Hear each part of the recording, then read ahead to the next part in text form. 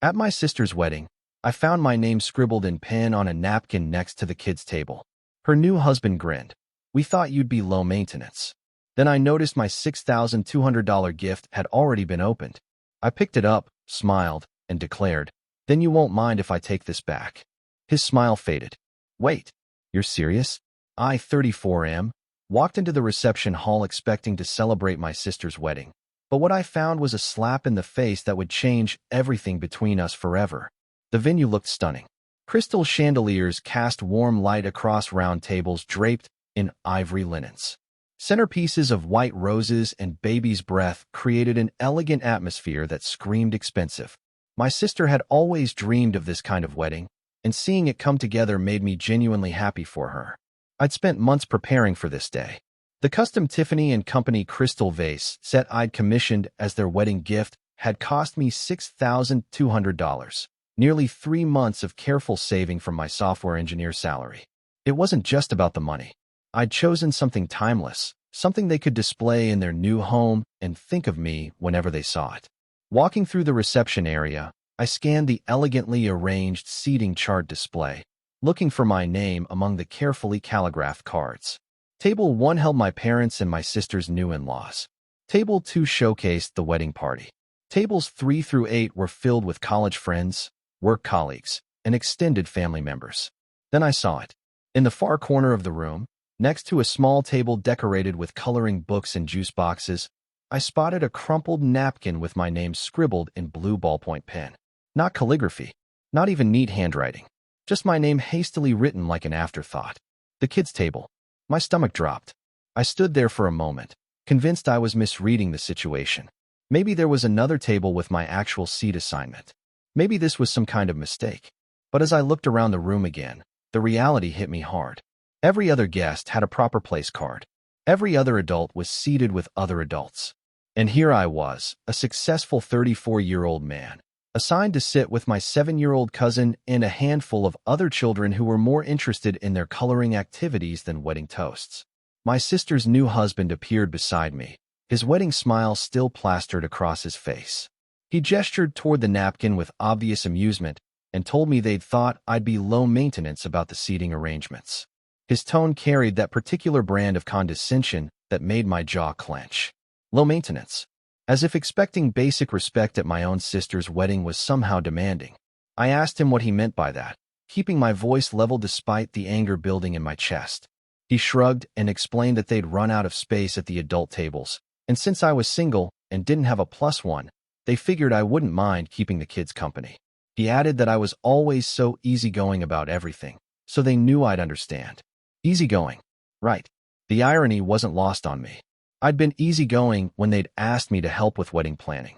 I'd been easygoing when they'd changed the venue twice, affecting my travel arrangements. I'd been easygoing when they'd moved the bachelor party to a weekend that conflicted with my work conference, forcing me to miss an important presentation. But this felt like something else entirely. I glanced around the reception area and noticed the gift table near the entrance. My elaborate present sat among the other offerings, but something looked different about it. The elegant wrapping paper I'd so carefully selected was gone. The ribbon was missing. The Tiffany blue box was sitting there completely opened, with tissue paper scattered around it. My heart started pounding. I walked over to investigate, and sure enough, someone had already unwrapped my gift.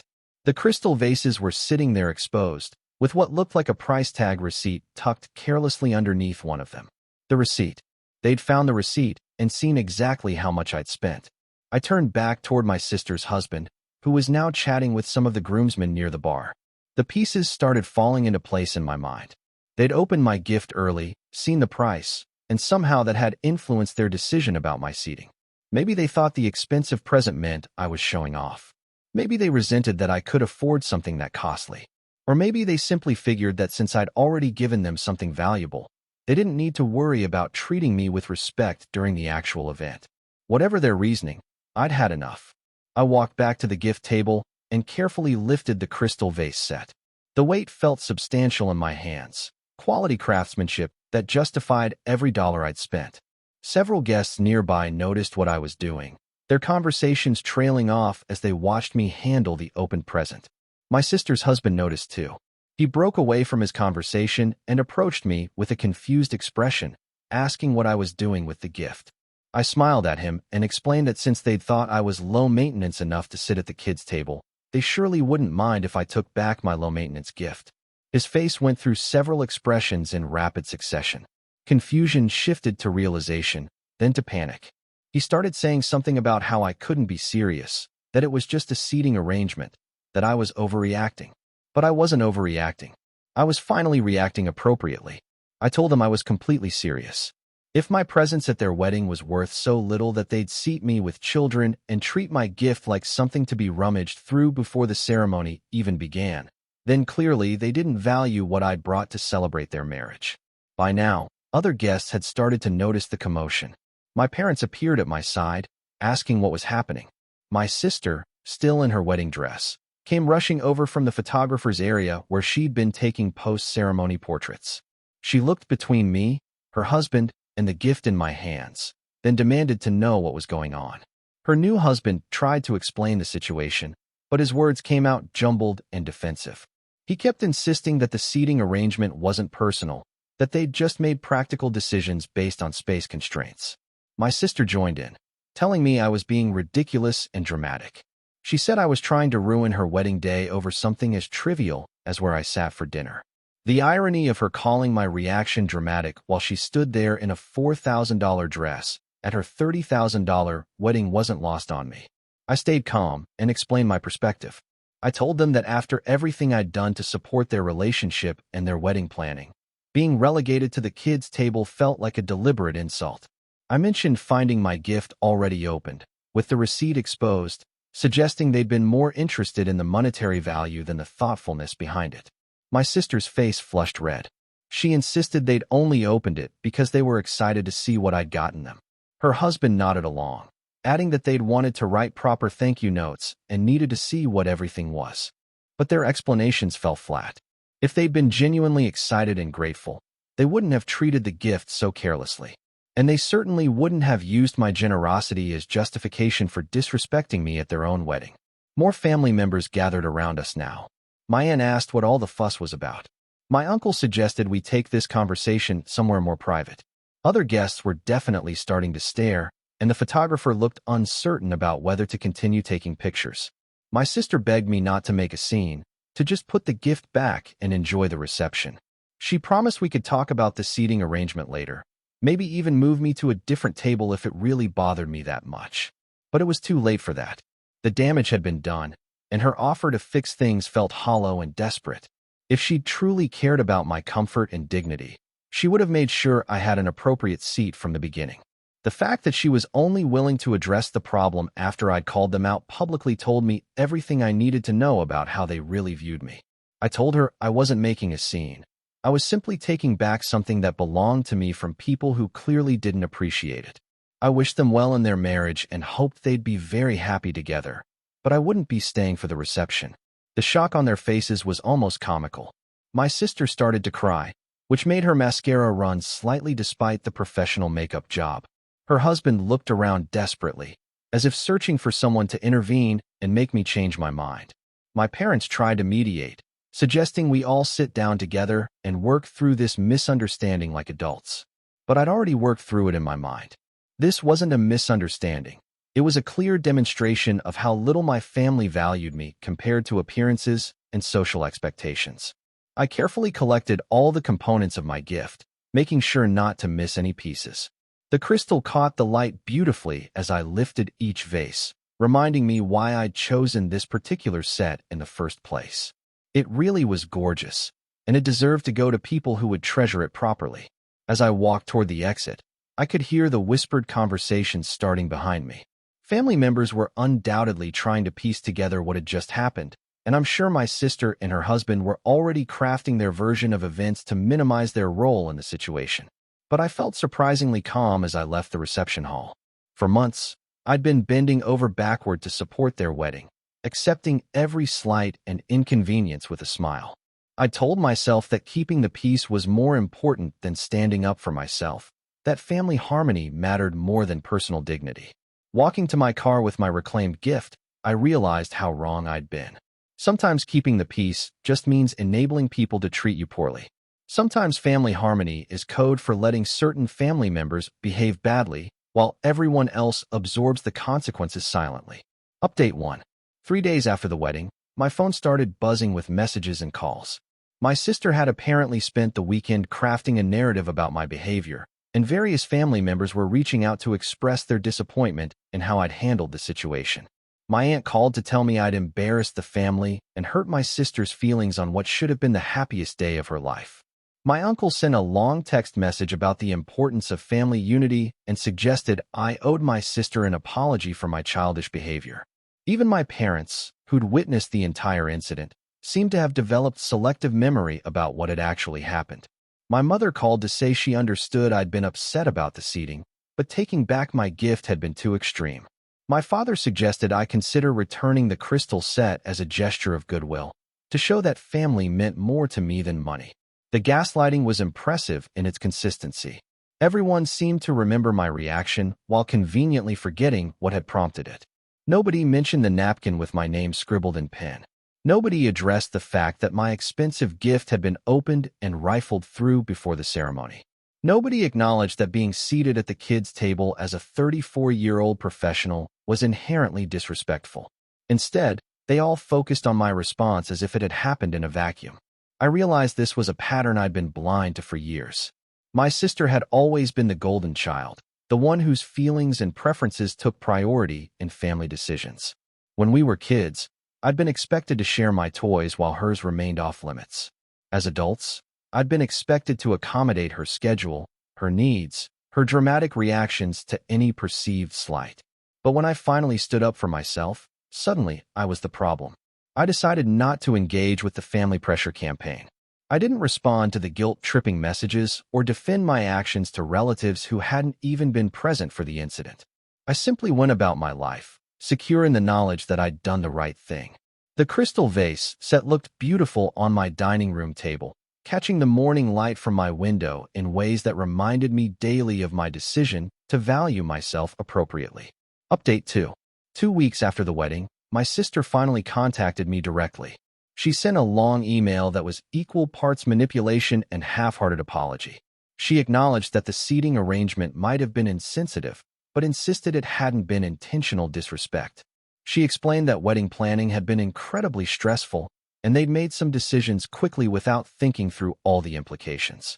Regarding my gift being opened early, she claimed her husband had been so excited about our presents that he'd started unwrapping them as they arrived, not thinking about how it might look. She said they'd both been mortified when they realized how it appeared, but by then it was too late to rewrap everything properly. The email concluded with her asking me to consider giving them another chance, emphasizing how much my presence meant to her and how sorry she was that things had gone so wrong. She even offered to have a small dinner party where I could give them the gift again, this time with the proper appreciation and respect it deserved.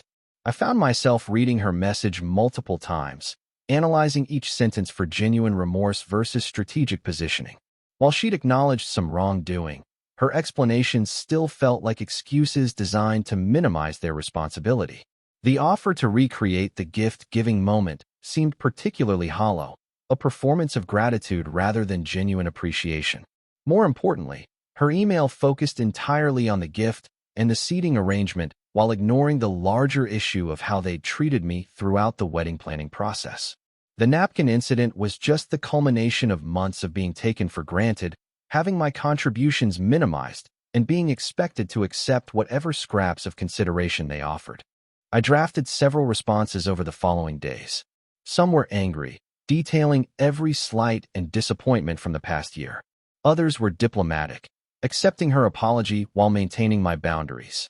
A few were completely cutting, designed to end our relationship permanently. But ultimately, I decided the most powerful response was no response at all. Update 3. A month had passed since the wedding when I encountered my sister unexpectedly at our parents' house during a family barbecue I hadn't known she'd be attending. The moment I walked into the backyard and saw her sitting at the patio table, I knew someone had orchestrated this ambush. She looked different, thinner, with dark circles under her eyes that suggested she hadn't been sleeping well. Her husband wasn't with her, which struck me as odd given how attached they'd seemed during the wedding planning phase. My parents immediately launched into their prepared speeches about family forgiveness and the importance of moving past old grievances. They'd clearly coordinated their approach, taking turns explaining how much my sister had been suffering since our confrontation, how she'd learned from the experience, and how much she wanted to repair our relationship. My sister sat quietly during their interventions, occasionally wiping away tears that seemed genuine enough. When they finished talking, she asked if we could speak privately. Against my better judgment, I agreed. We walked to the far corner of the yard, away from our parents' obvious eavesdropping.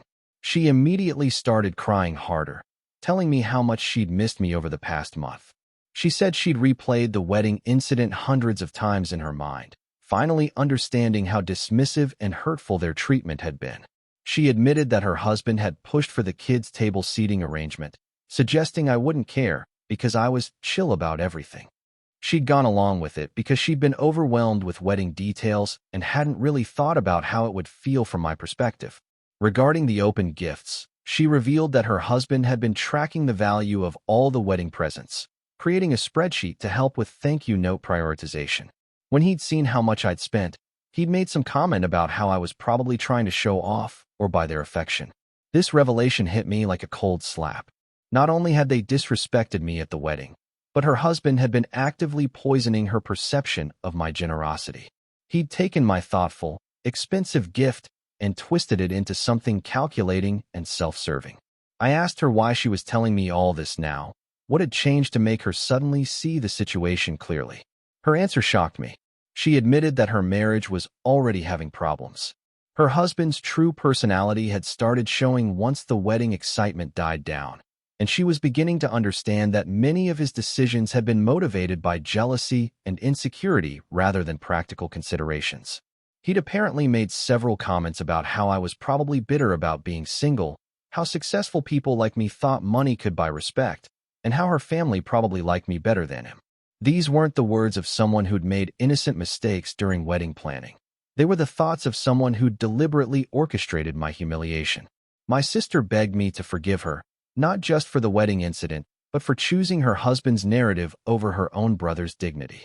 She said she'd been so caught up in being a perfect bride that she'd lost sight of what really mattered, the relationships with people who'd actually been there for her long before her husband came along. I listened to everything she said, and I could see the genuine remorse in her eyes. But I also recognized that her sudden clarity had come only after her marriage started showing cracks, only after she needed family support again. I told her I appreciated her honesty and her apology, but that some damage couldn't be undone with words alone. The wedding incident had shown me how easily she could be influenced to treat me poorly, and her month of silence afterward had confirmed that I wasn't really a priority in her life. I explained that while I forgave her, I couldn't simply return to the way things had been before. Trust, once broken so completely, required time and consistent actions to rebuild. I wasn't ready to pretend everything was fine just because she'd finally acknowledged what had gone wrong. She cried harder and asked what she could do to fix things between us. I told her the truth, that fixing things would require her to examine why she'd been so willing to accept her husband's dismissive attitude toward me, and to consider what that revealed about her own values and priorities. I also suggested that if her marriage was really in trouble, she needed to address those issues honestly rather than using family reconciliation as a distraction from her marital problems. We talked for another hour, with her sharing more details about her husband's controlling behavior and my offering practical advice about marriage counseling and personal boundaries. By the end of our conversation, we'd established a tentative foundation for rebuilding our relationship, but both of us understood it would be a slow process. As I drove home that evening, I reflected on how much had changed in just 1 month. My decision to take back my wedding gift had been about reclaiming my dignity in a moment of disrespect, but it had ultimately revealed much deeper issues in my family dynamics and my sister's marriage. The crystal vase still sat on my dining room table, more beautiful than ever in the golden evening light. But now it represented something beyond just an expensive wedding gift reclaimed. It symbolized my commitment to valuing myself appropriately, even when the people closest to me failed to do so. Sometimes the most loving thing you can do for family is refuse to enable their worst behaviors, even if that refusal comes at a personal cost. My sister's wedding had taught me that lesson in the most painful way possible, but it was a lesson I desperately needed to learn. The road to rebuilding our relationship would be long and uncertain, but at least now we were both walking it with open eyes and honest intentions. And that felt like progress worth celebrating.